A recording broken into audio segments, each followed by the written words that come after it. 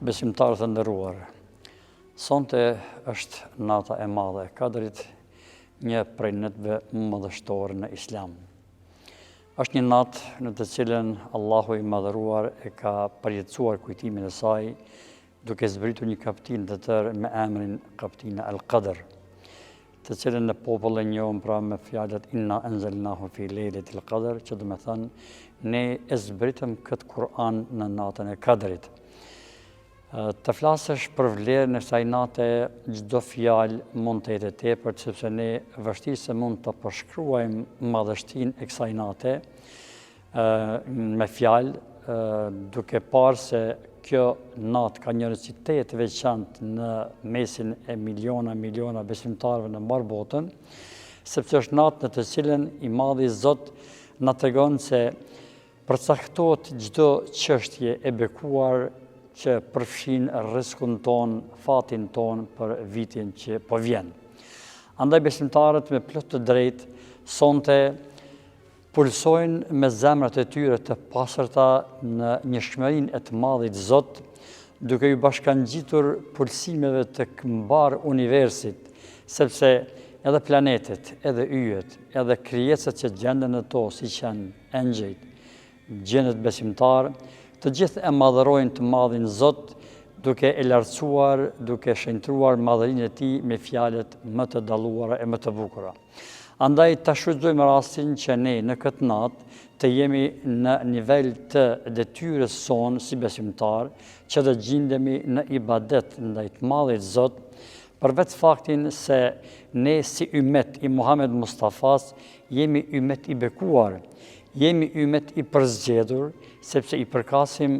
dhe jemi pasues të pejgamberit të mëshirës që Allahu e dërgoi rahmeten lil alamin, Muhammed Mustafa sallallahu alaihi wasallam.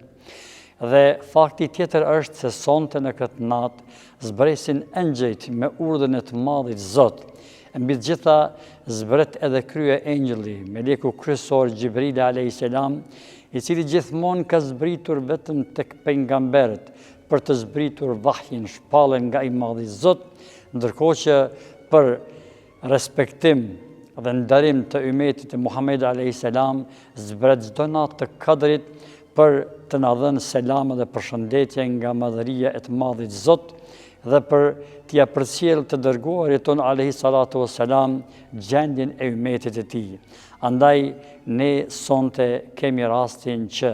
të jemi në ibadet, të falem namazet nafile, të falem namazin e natës, të falem namazin e teravive, sepse me të tilla veprime dhe ibadete ne afrohemi te Zoti xhaleshanuhu, duke u përpjekur ta meritojmë rahmetin dhe mëshirën e tij. Besimtarët e nderuar, shfrytëzojeni çdo çast të kësaj nate të bekuar, çdo moment, sepse në çdo pëllëm të tokës gjenden në shoqërinë tonë melekët apo engjëjt e të Madhit Zot, dhe ata shkruajnë për veprat tona, për ibadetet tona, për madhërimet tona, për tesbihet tona, dhe ne si besimtar duhet gjithmonë duke qenë sonte të vetëdijshëm se kemi mysafir të mëdhenj që zbresin nga qielli, ata janë engjëjt e Zotit xhaleshanuhu. Andaj ta madhërojmë të Madhin Zot me fjalët elhamdulillah, subhanallah, la hawla wala quwata illa billah, të këndojmë pjesë nga Kur'ani, të bijem salavate për pejgamberin ton alayhi salatu wassalam, duke shpresuar që të arrim fadiletin dhe vlerën e kësaj natë të bekuar. I lume ai njeri që e mërrin këtë vlerë, sepse siç e ka përshkruar Madhi Zot në Kur'an, kjo natë është khairun min alfi shahr. Kjo natë është më e mirë, më e vlefshme se 1000 muaj në të cilët nuk ka natë si natë të bekuar. Nëse bëjmë një krahasim me madhështinë e kësaj nate, në krahasim dhe ngjasim apo në shëmbëllim, e kemi vetëm ditën e Arafatit, e cila është dita më e dalluar e vitit, ndërkohë që nata e Kadrit është nata më e dalluar e vitit. Andaj i lut gjithë besimtarët dhe kërkojnë nga ata që sonte në këtë natë të jenë në adhurim të vazhdueshëm të Zotit xhaleshanuhu,